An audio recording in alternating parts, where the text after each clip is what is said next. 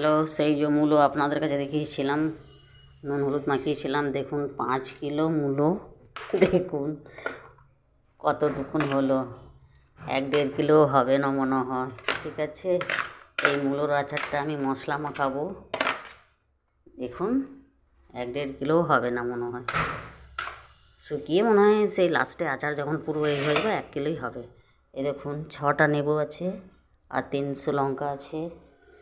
আর এই দেখুন বয়মে আছে এইটুকুন মশলা, আর এখানে মশলা করেছি।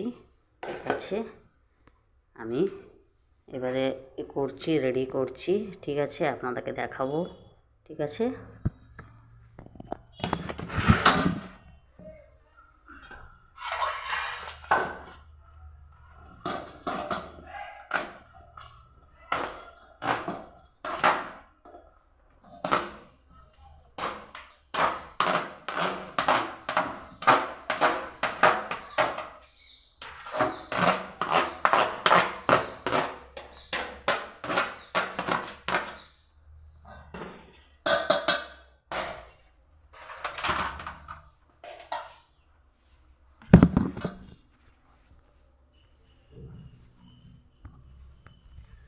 ঢাললাম।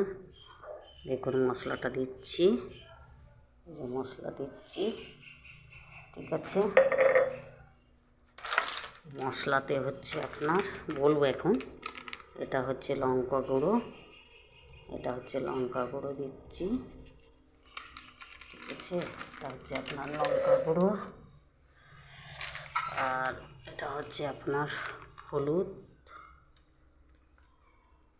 এটা হচ্ছে হলুদ দিলাম।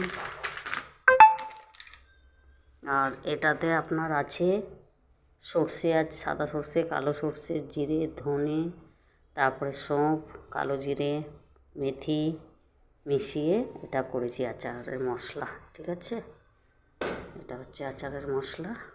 এখন এটা এতটাই দিলাম, দেখি কি হয় মাখাই।